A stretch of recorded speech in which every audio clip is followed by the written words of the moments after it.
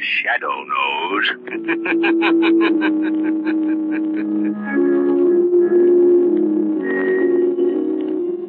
Your local blue coal dealer presents The Shadow.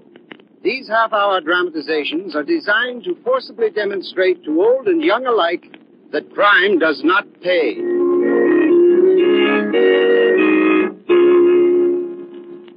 Before The Shadow's adventure begins, here's news that no homeowner can afford to miss. When you order fuel, remember that there's a tremendous difference between various kinds of anthracite.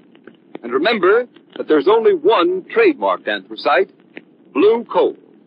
Blue coal is a superior quality fuel, a guaranteed product of the world's largest hard coal producer. So when you call and ask for blue coal by name, you're assuring yourself of better heat at less cost. Why not order your supply from your nearest blue coal dealer tomorrow?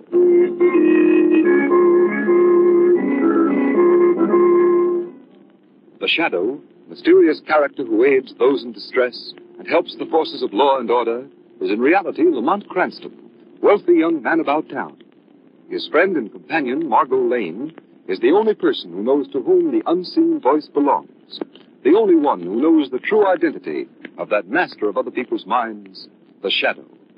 Today's story, Death is Blind. Ladies and gentlemen, just see the free outside. Come on, Lamont. If I have to inspect another blue ribbon pig or prize pumpkin pie, I think I'll faint. Nonsense, Margot.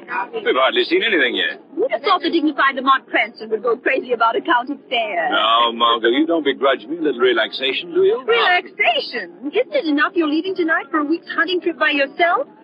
I should think that would be enough relaxation for anybody. Well, maybe you're right at that. Wait a minute. Oh, now, Lamont, that's just a shooting gallery. You've seen shooting galleries before. No, but... Come on, Margot. You can just walk by it anyhow. Oh, Lamont, you're incorrigible. All right, I'm with you. Hey, watch him shoot. That guy's a sharpshooter. Hey, did you see that shot? He had his back to the target, and he shot over his shoulder, looked in the mirror. Boy, that's some shooting, huh? What's going on? I can't see over these people. You need to get into today, Margot. Come on. Let's try to get closer. Heavens, what a crowd. Squeeze in here now. Yeah, that's right. Now, can you see? Yes, perfectly. Good. It must be the boy standing by the counter there who's been doing this miraculous shooting. Look, he's going to shoot again. The man behind the counter is handing him another gun. Hey, Arthur, wouldn't you like to try another shot? Oh, gee, I don't believe so. I'm sorry, but... Walter, do not go. Oh, Dr. Layden, I didn't know you were here. I've been in the crowd watching. I'm proud of you, Walter. What I've just seen you do is a credit to my teaching. Oh, thank you, Dr. Layden. Lamont, that old man with a hunchback, the one the boy calls Dr. Layden. Yes, what about it? Oh, I don't know. There's something I think it's his eyes. Well, you know who he is, don't you? Should I? Who is he? There's pictures in the papers occasionally. That's Dr. Franz Layden, head of the research laboratories of the Jordan Process Company. They're plants in this town. I don't care who he is. That face, it's evil, Lamont. He gives me the shivers. Let's go. Go quiet. I want to hear this. Yes, but Dr. Layden, I ought to go home. You see, my mother didn't... Not yet, Walter. Did I understand you to say, sir, that you're responsible for this boy's remarkable skill with a pistol? Yes, I think I can say I am in a way.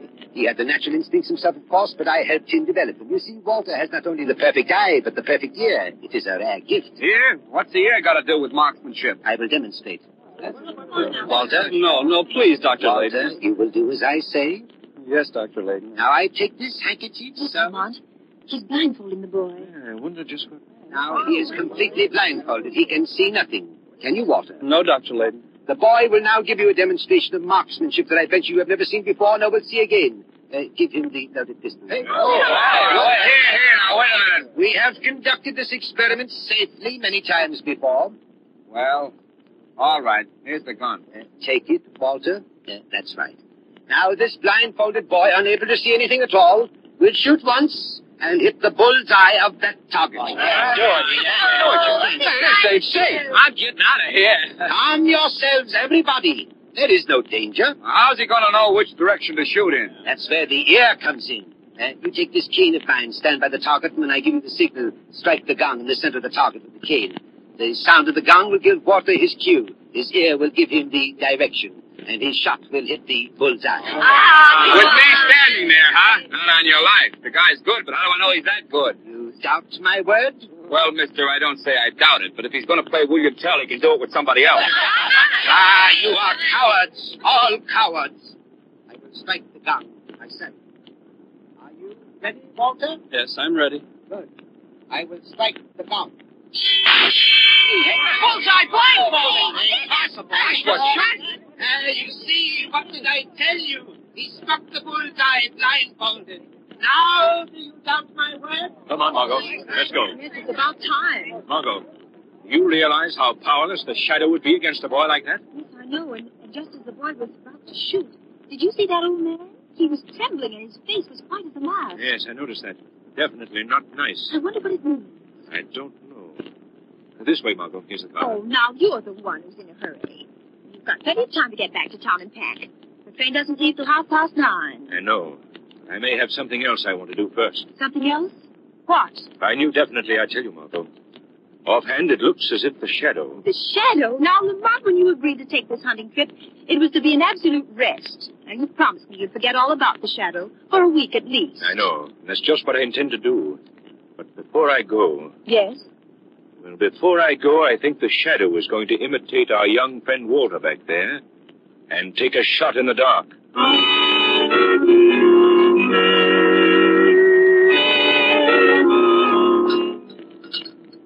Oh, Dr. Layton. Hey? I just wanted to ask whether you need me here in the laboratory anymore tonight. Walter, don't you know enough not to talk to me when I'm engaged in an experiment? I'm sorry, sir. I just thought that... Don't pay any attention to me, my boy. When I'm absorbed in my work, I'm afraid I may be a little irritable. Well, I do my best, sir. Yes, I know, my boy. You are a great help to me, Walter.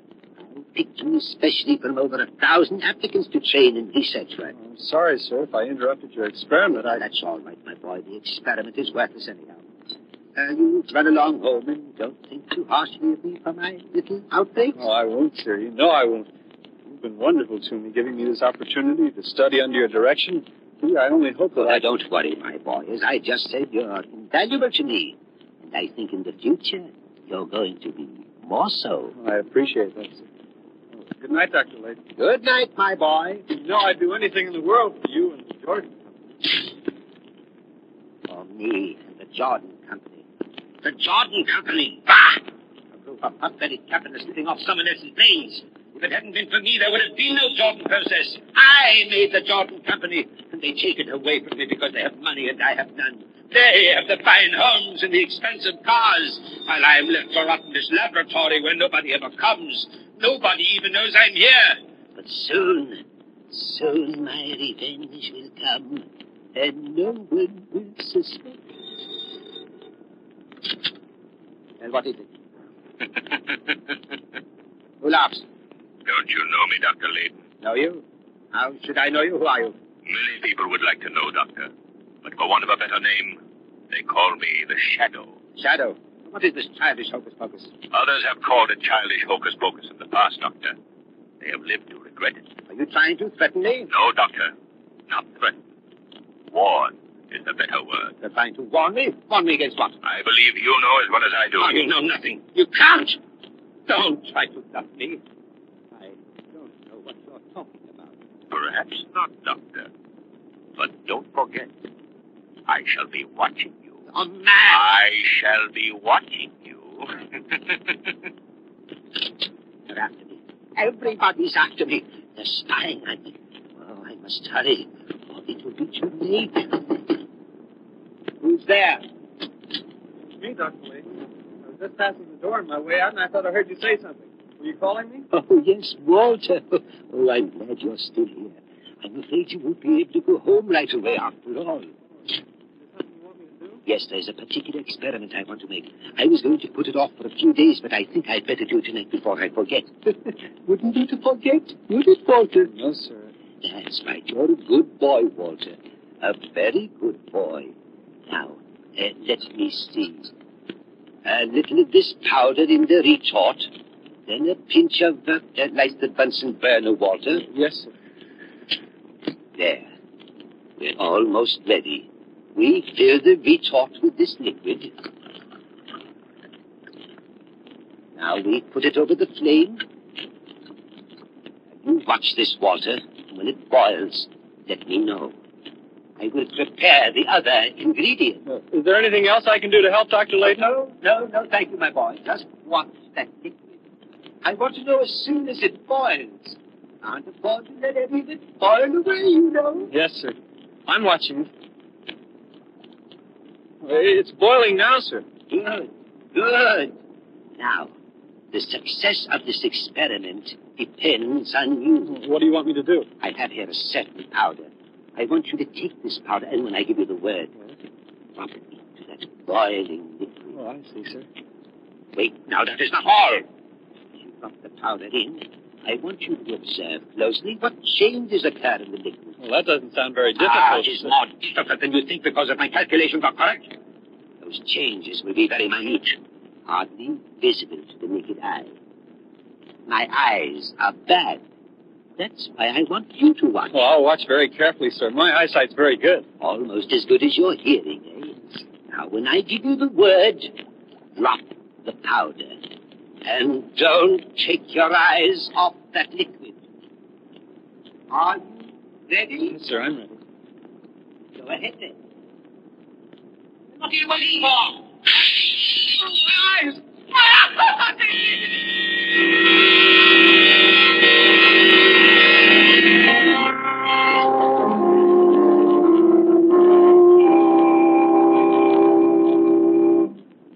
We continue with the second part of the Shadow's thrilling adventure in just a moment.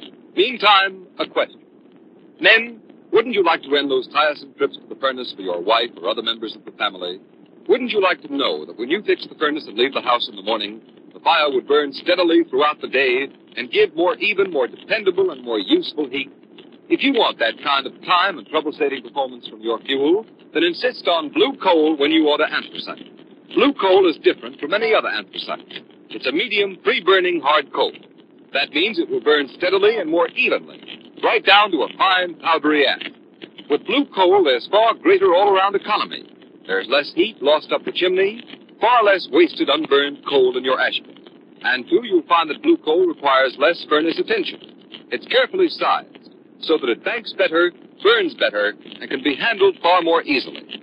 Furnaces in this part of the country were especially designed to burn anthracite. So if you want America's finest anthracite, order blue coal. Then you'll be sure to get better heat at less cost. Call your blue coal dealer tomorrow. You'll find his name listed in the Where to Buy It section of your classified telephone directory under the words blue coal. Play safe. Don't take chances with ordinary anthracites. Save money with blue coal, the only trademarked anthracite. It's the solid fuel for solid comfort. Order your supply tomorrow.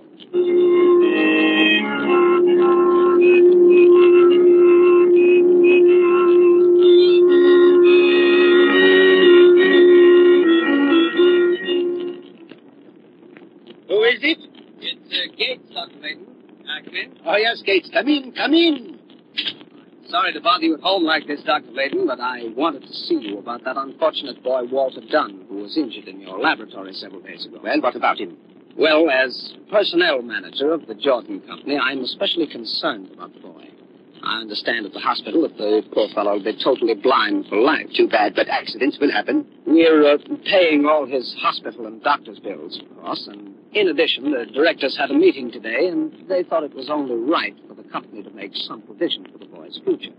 And Mr. Gilmore, the president of the company, thought that perhaps you could suggest what's the best thing to do. Oh, Mr. Gilmore thought that, did he? Well, Mr. Gates, I'll tell you what I'd advise the company to do in the case of Walter Dunn. And what's that? Exactly nothing. But, Dr. Layton, surely you would... Suppose I were to tell you that Walter Dunn was a worthless, no-good scoundrel, that I caught him making tracings of various things I was working on here in the laboratory with the intention of selling them to our competitors. Well, you can't be serious. I never was more serious in my life. The boy spied on me. He spied on me, I tell you.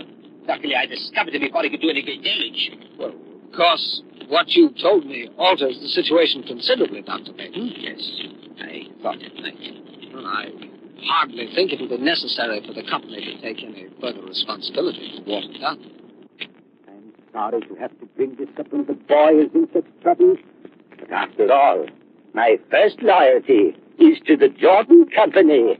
Eh, Gates? The officers are such a splendid group of men.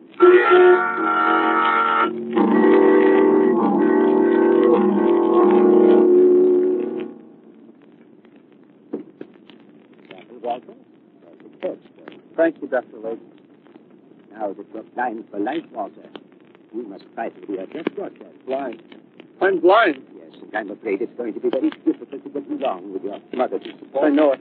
Of course, the company should have made some provision for your future.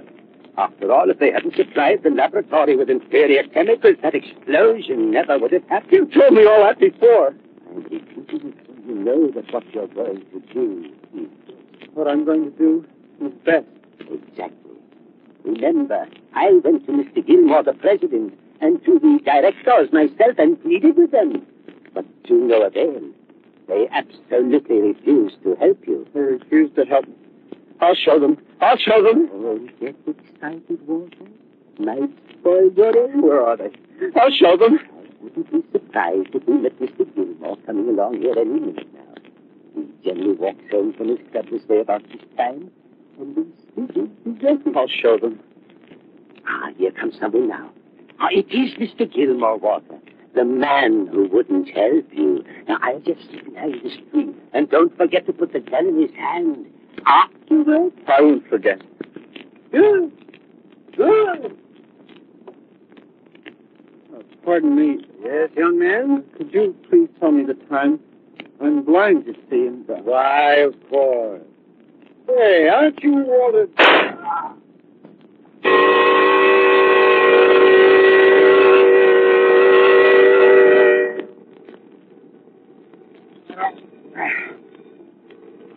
I wonder where it is. Hello. What's the idea of waking me up at this? What's that? Gilmore's committed suicide. Good Lord. Special directors meeting tonight at the Jordan Company? Yes, I'll get dressed and come right down. Gilmore shot himself. Can't believe it. What's that? Well, I heard a tap on the window. Imagination, I guess. Oh, Gilmore. Where did I put my shoes? Hold on. Did hear something at the window. Can't see anything, though. Hello? Oh.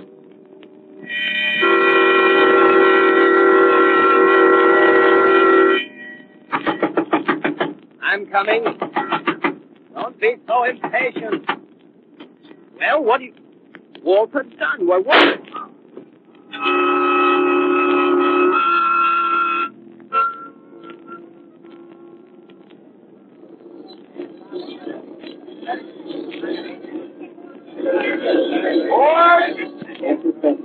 Here I am. Margot! Well, am I glad to see you. Here, Porter, take these. Oh, Yeah. dear, I feel as if you've been away a year instead of just a week. I feel that way myself. Well, anything out of the ordinary been happening? Well, nothing much except a rather strange epidemic of suicide. Seems as if the directors of the company all got tired of life at the same time. Epidemic of suicide. It's not by any chance the Jordan process. Why, yes. How did you know it was the Jordan company? Wait a minute. Jordan, what do I associate that name with? A county fair, an old hunchback with a face we didn't like. The boy sharpshooter. Of course.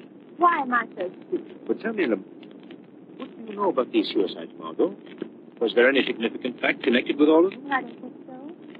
Oh, wait a minute. I did notice something that wasn't true. Each suicide shot himself through the mouth. Margot, a week ago, the shadow warned a certain man on the telephone. I see now that one warning was not enough. Your suicides were not suicides. What do you mean, Lamont? I mean this, Margot. When a man is going to shoot himself, he doesn't do it through the mouth. There's something about looking into the black muzzle of a gun that seems to deter even an unbalanced mind. One of these men might have done it that way, certainly not all. No, Margot, they didn't commit suicide. They were murdered.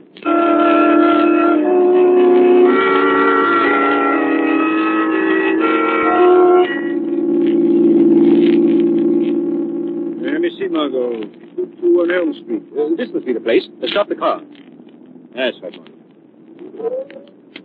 Yes. You want to come in? Who are you calling on, Lamont? Blind boy. Yes, I'll come in. Right, Margot.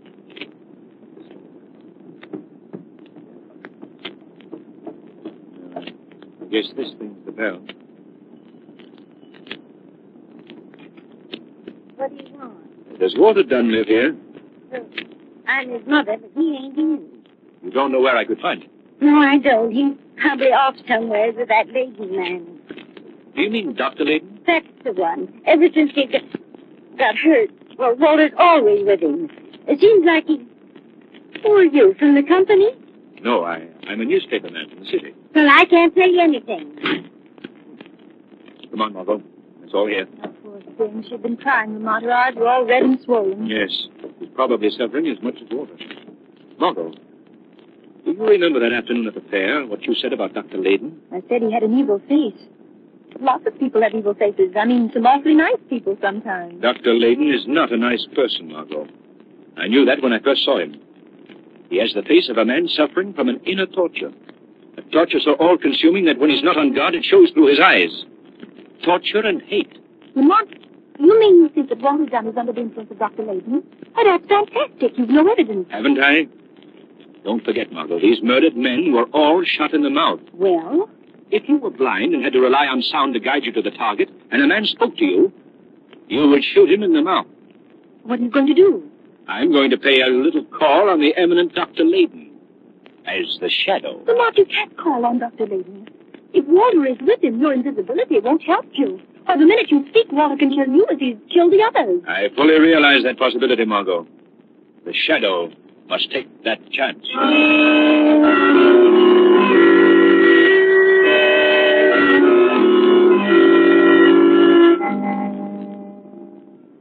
Well, Walter, things are coming along splendidly. Yes, Dr. Layton. With all the executives committing suicide. Our own special brand of suicide, eh, Walter?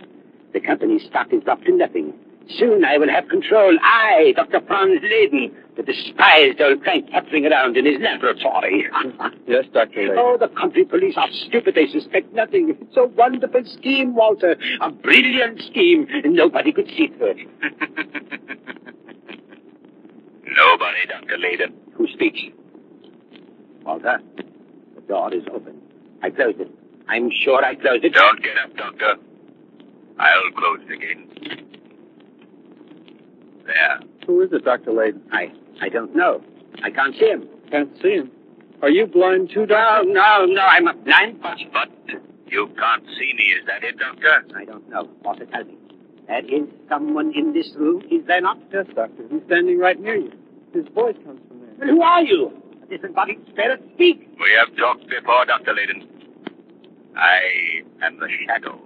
Shadow. Though you cannot see me, I am here. Doctor, I'm afraid your little game is up. You're done. Yes, Dr. Layton. Walter, this man, this Dr. Layton... Shot him, Walter. Yes, but only in the arm. Listen, Walter. Shoot him again, Walter. Shoot him again. Walter, stop. Listen to me. Dr. Layton's made a cat's paw of you. Shoot again, Walter. Shoot again, you fool. Walter, listen to me. Layton lied when he told you the company wouldn't take care of you. They planned to provide for you and your mother for life. No, I don't believe it. Wait, don't shoot. I'm telling you the truth. Dr. Layton has tricked you from the beginning. Has deliberately plotted that you commit the crimes he hadn't the nerve to carry out himself. He's lying. Shoot, Walter. Shoot. Walter, listen. Would a chemist as brilliant as Dr. Layton have an accidental laboratory explosion? Shoot, Walter, you fool. Walter, you've got to believe me. He deliberately blinded you. You deliberately blinded me. No, Walter. My word of honor. Walter. No. I've been so foolish. I believed him and trusted him. I shot you. I'm not badly hurt, Walter. You better put that gun down now. What are you going to do? I'm afraid I'll have to send for the police. Oh, the police? No, I know the best way.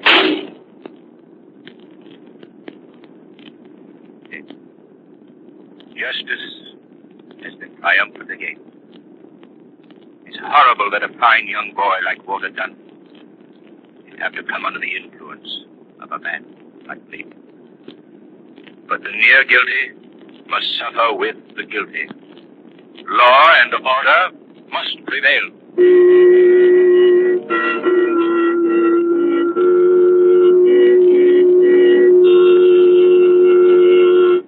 In just a moment, you will hear a preview of next week's exciting Shadow Adventure. First, an important message from your old friend, Blue Coal's heating expert, John Bartlett. Thank you, Ken Roberts, and good evening, friends. There are still many homeowners who make the mistake of leaving the fire door of the furnace open in order to check the fire or to bank the fire at night. That is not only unnecessary, but it's a bad practice and false economy. Gas is given off by burning coal to go up the chimney. When the fire door is left open, these gases escape and are wasted. That's why I urge you always to rely entirely on your furnace dampers, not only to regulate the speed of your fire, but when you're banking it as well. Never open the fire door except when refueling. When you want to retard your fire, simply close the ash pit damper and open the check damper in the flue pipe. This is the correct way to check your fire quickly and safely. Remember that your blue coal dealer will be glad to send a John Barkley serviceman to inspect your furnace dampers and see that they are in proper working condition. John Barkley men are trained heating experts. They will be glad to assist you in properly heating your home without any obligation on your part. I thank you.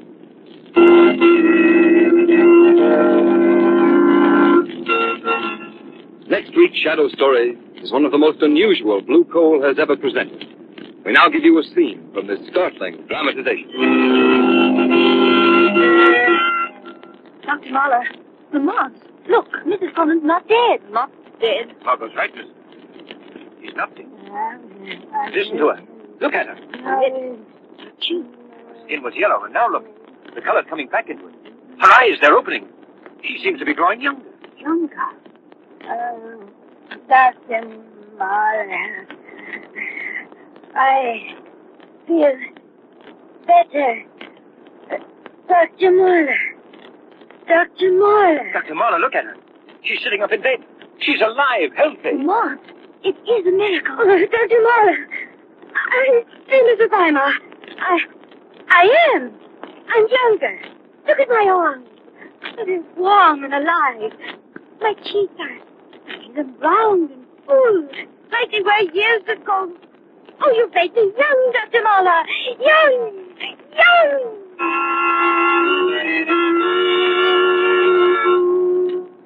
What is the secret of its amazing rejuvenation? Be sure to find out next week in the Shadow's newest adventure, Fountain of Death.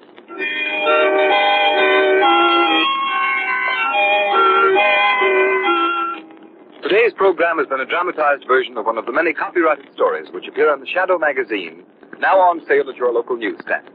All the characters and all the places named are fictitious. Any similarity to persons living or dead is purely coincidental.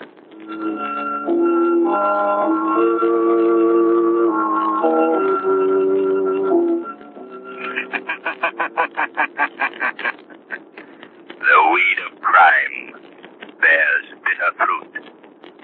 Crime does not pay. The Shadow knows. Next week, same time, same station, Blue Coal, America's finest anthracite, will again present The Shadow. Be sure to listen, and be sure to burn Blue Coal, the solid fuel for solid comfort.